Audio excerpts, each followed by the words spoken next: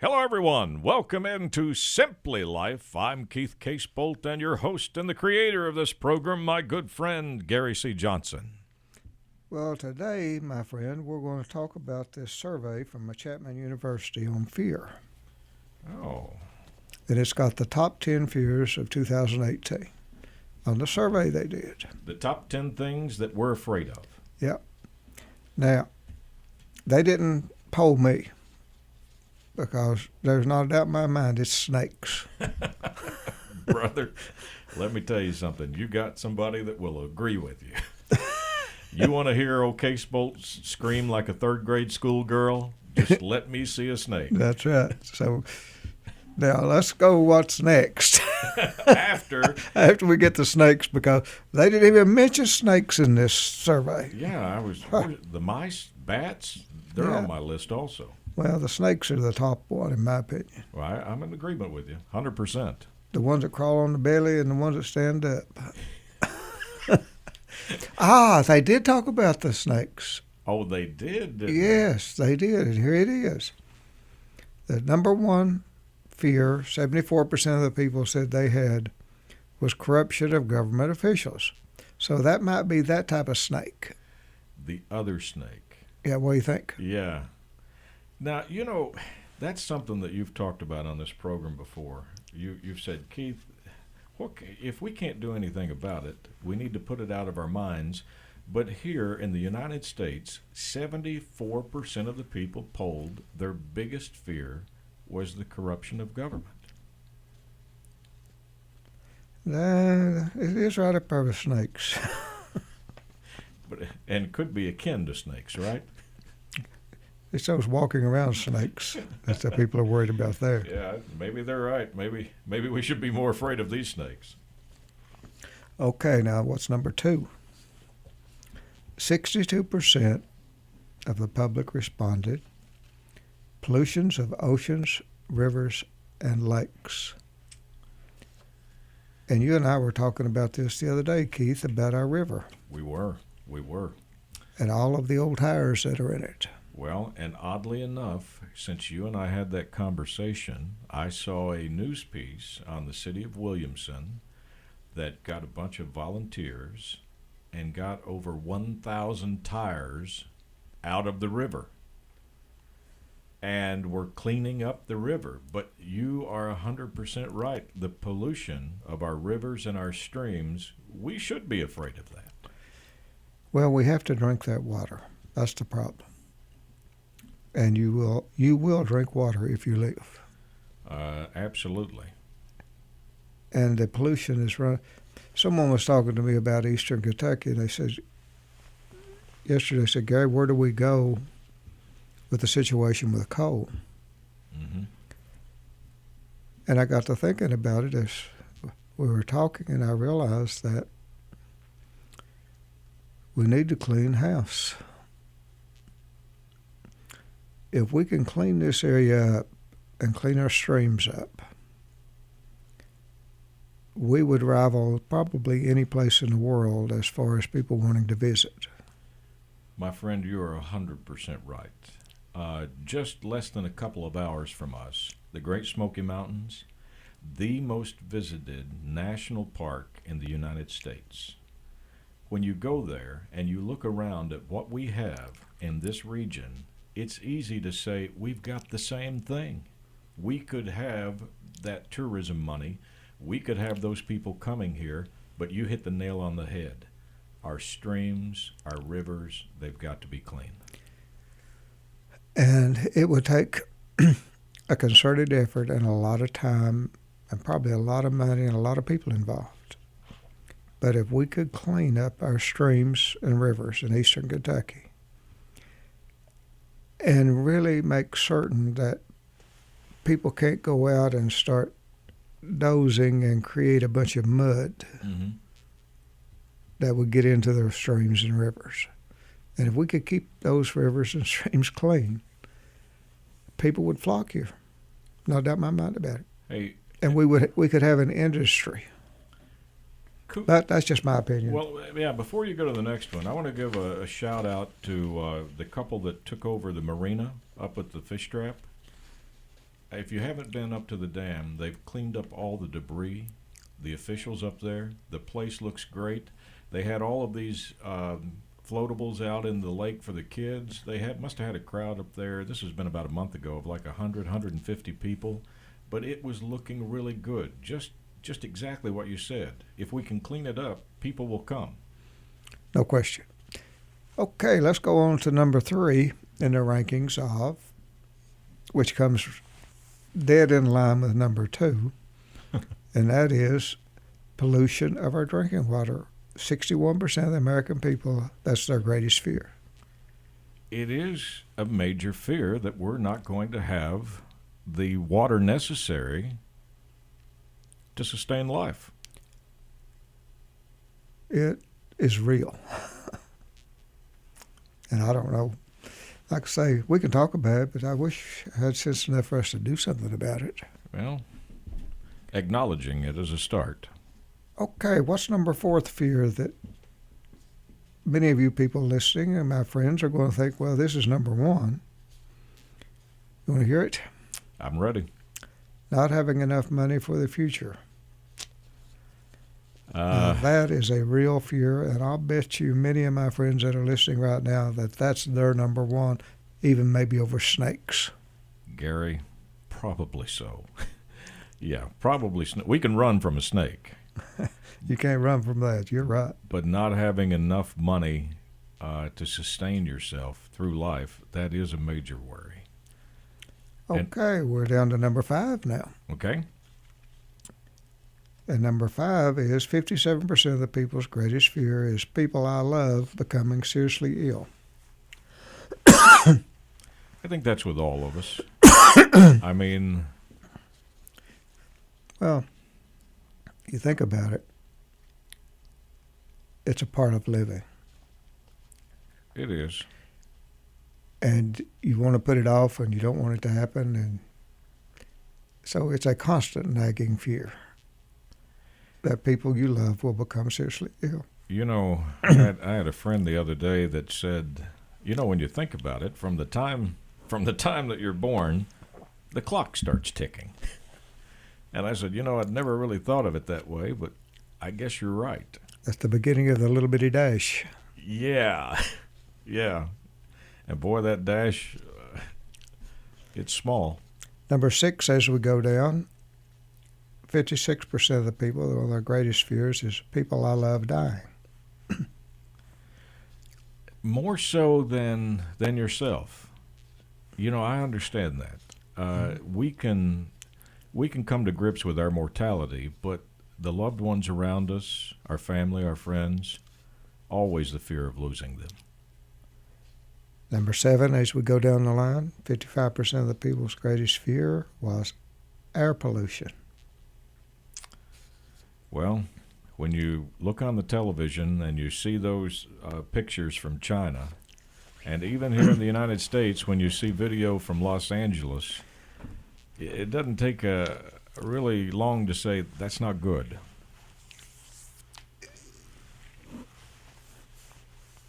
You know, I was watching that little teenager.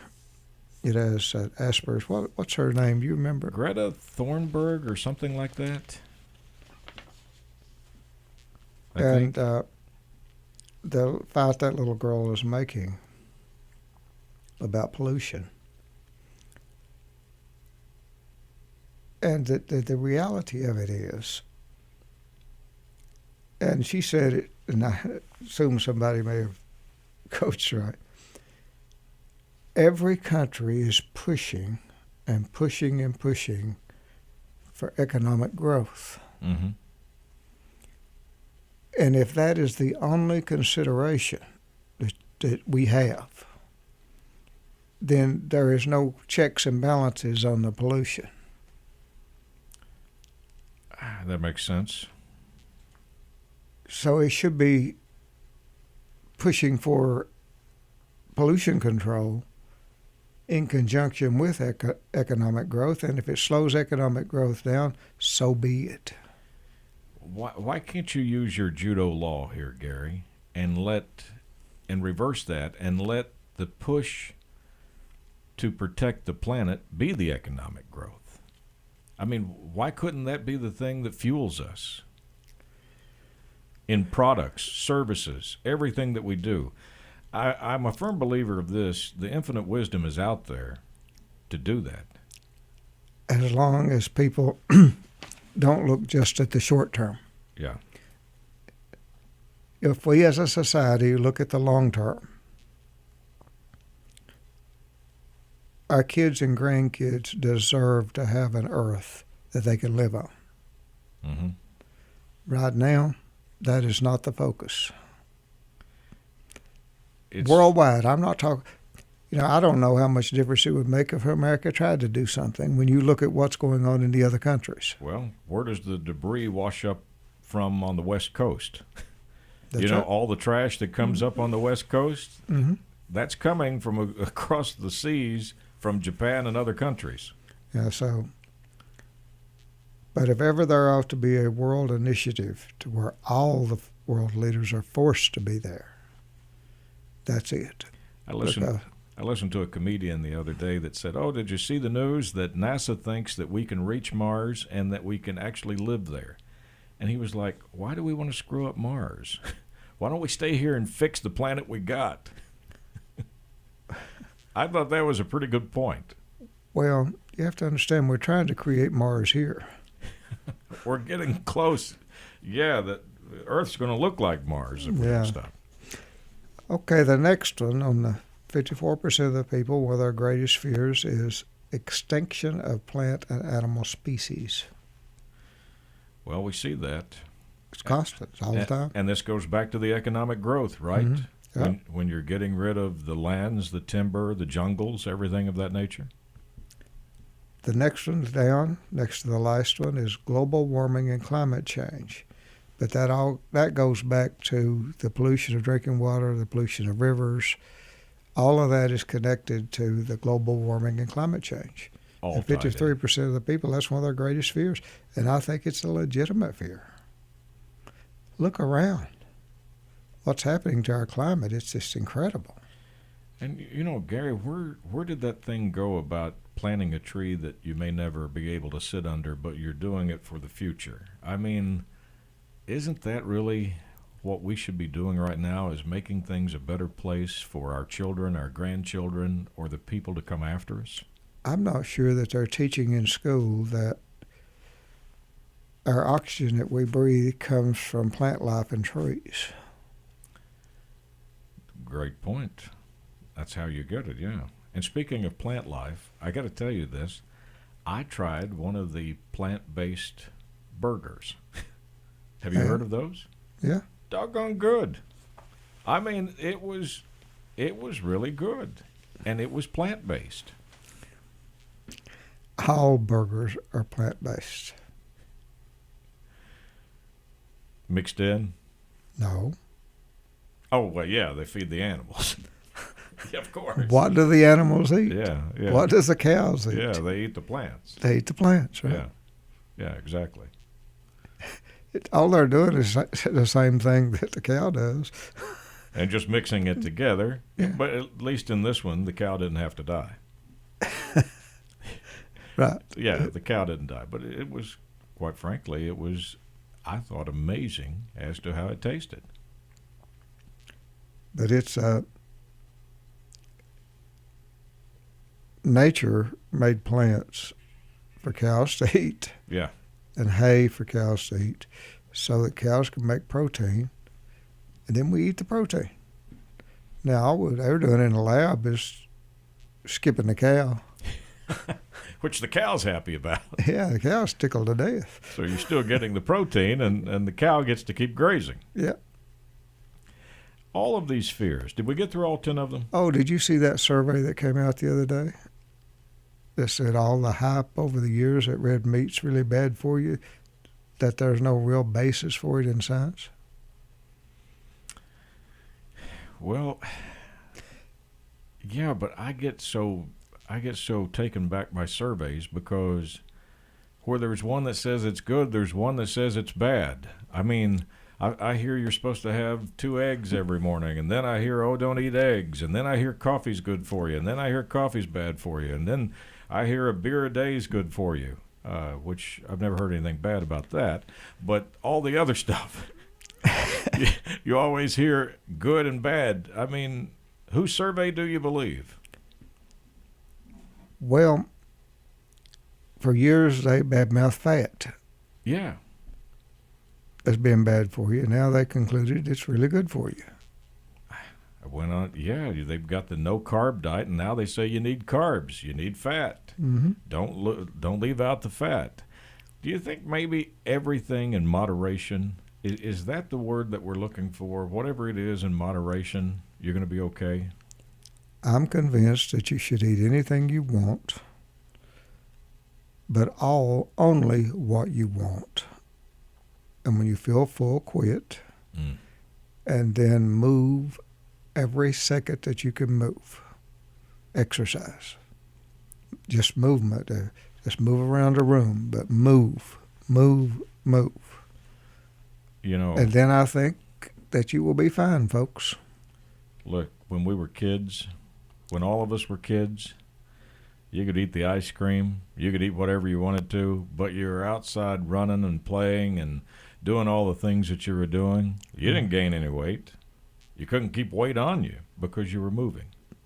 And I think that's, to me, that's the key to it. And having dieted for 30 years off and on, or more, I finally concluded that the key is get as much exercise and movement as you possibly can. And don't be a glutton. In other words, when you start feeling like you've had enough, quit. Mm-hmm. And you'll be fine. Let's talk about this little 16-year-old girl again that went before Congress, because you have said on this program time and time again, Keith, the youth that are coming up, they're going to fix the problems. This next generation is going to be brilliant, and they're going to care about the people, the planet, and everything, and they're going to fix things. Well, I've noticed it in the new generations coming up. Their primary concern isn't about getting their hands a hold of money. Good point. Have you noticed that? Yes. Yeah. They want a quality of life to the extent they can have it, and then they want to make sure that they recycle Mm-hmm. and do the things that maybe for their kids will help them have a planet. And if nothing else, this new generation wants to enjoy the outdoors. Mm-hmm. I mean, you just notice around our own hometown here. Yeah. Anytime you get out, you see people walking, jogging, they're riding their bikes, they're outdoors, they're hiking, they're doing things. So all of these fears are not going to amount to anything because of our new generation, right? I think And if so. any of our new generation is listening to this, get on the ball. I hope you get it done because we messed it up for you. Well, there's the chart of the things that's got to be worked on when you think about it. Mm-hmm. I mean, so you got to get the younger generation into government, get out the corruption, stop the pollution of the oceans, stop the pollution of the drinking water. Don't worry about the money, live within your means. Big deal. Your family, they're going to be all right. It's the circle of life. The air pollution, the extinction of planets. You know, the last one there, I don't think you got that one on. Number 10 was high medical bills. That was the other fear among people. And I think you're right. I think the younger generation is going to figure it out. Well, And I hope I live long enough to see the change. I think it's a shame that our generation and maybe even the generation before us put it on them. But our priorities were different. It was economic development. It was getting money, getting ahead, all of those things that this young generation's got sense enough to know doesn't matter if you don't have a place to live. If you don't have air to breathe, water to drink. Yeah. So, folks, if you can, recycle. Do your Be part. sure you don't ever throw out any garbage that you don't know where it's going. Mm-hmm.